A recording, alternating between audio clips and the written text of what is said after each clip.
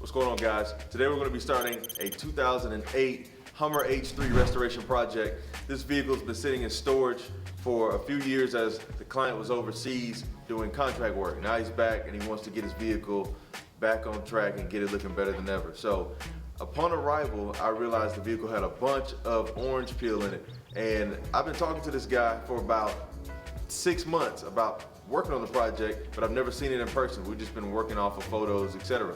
And when you get to the point of, being a professional on your level, or a master on your level, just about what kind of work will need to be done off of photos. You don't always have to see something in person. So once I saw it in person, I saw the orange peel that wasn't really noticeable in the photos. So I asked him if he ever had the vehicle painted, and he said he did have a Mako paint job sprayed on it back in 2010. So that's going to require a little bit of wet sanding.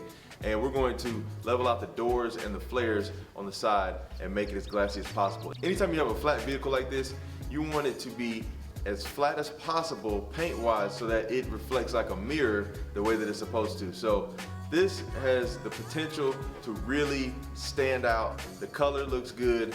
There aren't any faded spots. There's no clear coat failure anywhere. There's a little bit of oxidation on the hood and the roof, but it will be removed as soon as we start to polish. We probably won't even have to compound that, but we're going to go ahead and compound and two-step the entire vehicle outside of the areas that are going to be wet sanded. So I'm excited about this project. The trim needs to be restored, the tail lights need to be restored, but everything is in place. Nothing's flaking or peeling. We're going to be pulling off some badges that he put on a few years ago. So get those badges off, and we've got a set of 26-inch wheels that he had for the vehicle a couple of years ago, and they've just basically oxidized and they're starting to turn milky white. You know what it looks like when a satin wheel or a matte wheel starts to lose its color. So what we're going to do is we're going to polish those with Optimum Hyper Polish, and it's going to give a deep luster, and he doesn't have to worry about the color fading out anymore. We're also going to ceramic coat those wheels as well, and I haven't decided which coating I want to go with yet, but whatever we do, it's going to look great. So I'm excited about this. So let's move on to the project.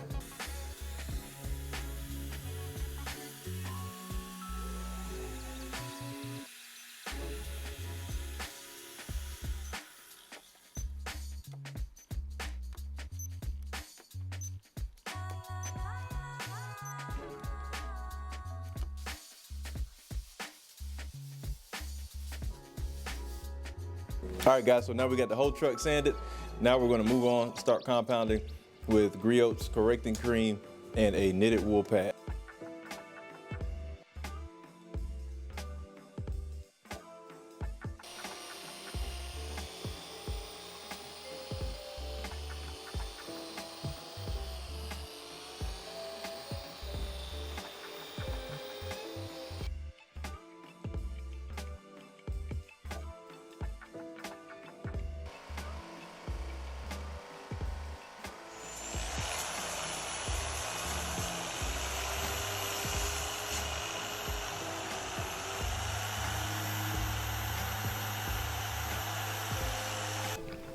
All right, right here, this is Griot's Garage Correcting Cream on the Griot's knitted wool pad. And right beneath it, we have Sonak's Cut Max in this area on the same Griot's knitted wool pad. So you can see there's not much difference at all. The Cut Max worked a little bit faster, but maybe 10-15 seconds faster than the Correcting Cream. So that just shows you what kind of work you can really push out with the right combination. So again, Cut Max and Griot's Correcting Cream for that comparison. This video is sponsored by the Professional Polishers Academy. Head over to ProPolishersAcademy.com today and receive the first full course when you enroll for free. This includes all of the tools, products, and pads that are necessary for beginning and paint correction. This is our entire system all laid out for you in one course to help you get a jump start in the world of paint correction. Once again, enroll for free today and receive the first full course. And if you like it, enroll and become a permanent member and select one of the two options that are available for tuition. Say something, move it. How about the way, let's do it. Jump off the stage, I'm too lit. your back and get on up on some coolin'. I'm in the script making sure I don't slip when I'm fishing outside of the pool. All right, guys, so we are on like day number 5 with this truck. We're going in, removing all of the sanding defects. We're almost finished doing that. We've had to take a little bit of time to figure out what we're gonna do with those badges. The badges were embedded into the paint, so we're just gonna simply reapply 3M adhesive, put the adhesive on the backside of those badges, take an X-Acto knife, trim it out, put them back on because it's just not worth the time. So we're going to simply replace those, finish getting the sanding grit defects out of there, and get this thing ready to get ceramic coated and polished. Hey, Ivan, what do you think about the project so far, man? It's pretty good over here, bro. Cleaning up pretty good. Yes, sir, we're getting it. Would you say the paint is pretty hard or pretty soft? What you think about the paint so far? It's pretty soft, man. Cutting pretty good. Nice and light. Everything is right. I see we were just working on the tail lights, and the tail light seemed like it had a film that was kind of hard to remove. What was that you were seeing back there? Yeah, it had a film on it, so we went ahead and grabbed that correcting cream with this wool pad, with the 1 inch, and it's cutting it pretty good, man. The 6-inch machine wasn't cutting fast enough, the 2-inch wasn't cutting fast enough, but the 1 inch was doing the job, right? Yes, sir. Yes, sir. Right on. So we're gonna keep on moving on this project, guys, and just sit back, enjoy the resto on this, and then we'll pick back up in a little bit.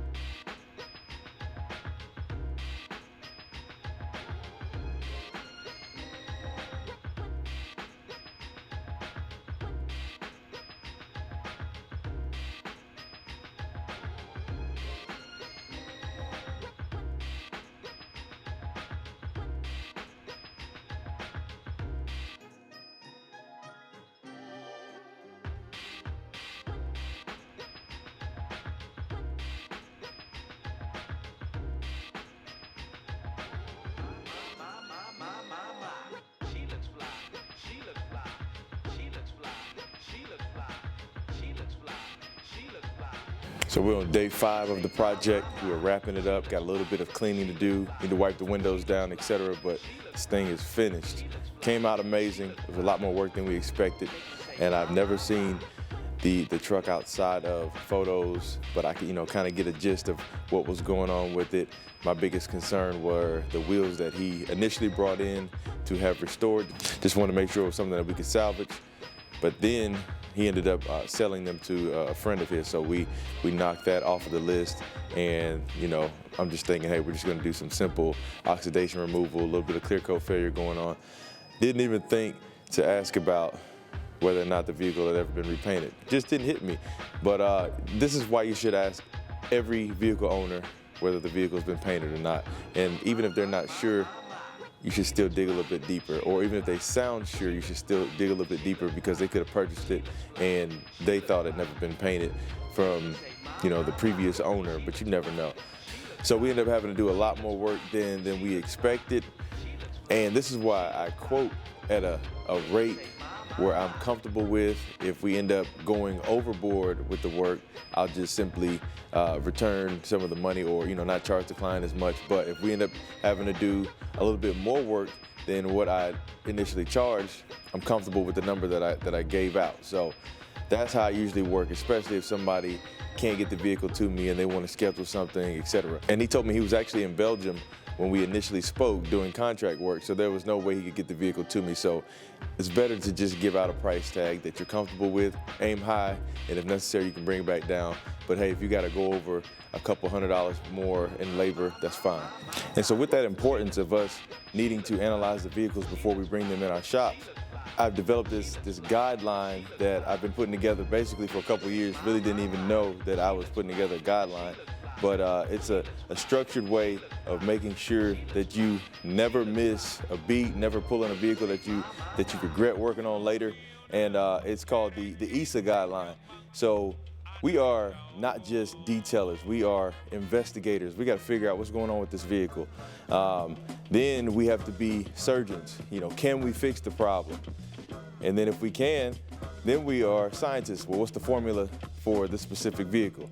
And then after that, we're actually athletes, because you got to really have the endurance to finish a lot of these projects. And so again, the ISSA Guideline is we're going to be investigators. What's going on with the paint? Then we're going to be doctors. We're going to be surgeons, the S. We're going to figure out, can we even fix it? And if we can, we'll move on. If we can't, we're going to stop right there. But if we can move on, we're going to become the scientists, and then that is where we're going to figure out what formula is going to work on this specific project. And then from there, we're going to be the athlete, and we got to figure out what kind of endurance are we going to need to get through the project. So every project that we bring in, we're going to go over that ISSA guideline for ourselves. I encourage you to do it as well, and we'll be doing it together as well, and for the projects that come into the shop for you guys, you know, so you can see exactly how this works. So we're going to go around, do the ISSA guideline, live by that. It's going to help your business stay consistent, and it's going to keep you from getting in the way of these vehicles that really just need to go to the paint shop, and some of them to the crusher. So make sure you take notes for every vehicle that comes in following that ISSA guideline. So that's it, guys. We're gonna walk around this thing, check it out, get some pictures out in the sunlight. Hopefully the sun comes out. It's dark out right this second. Hopefully the sun is out, and we'll get some awesome video of it so you can see some good after of the vehicle.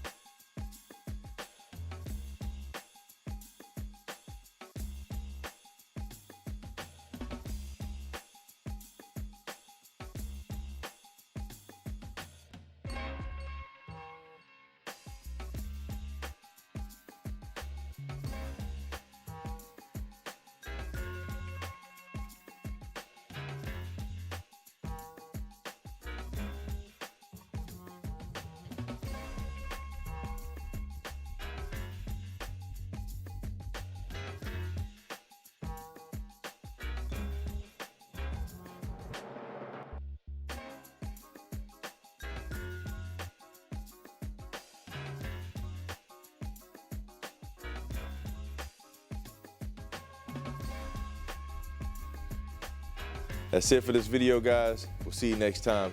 The paint is waiting on you.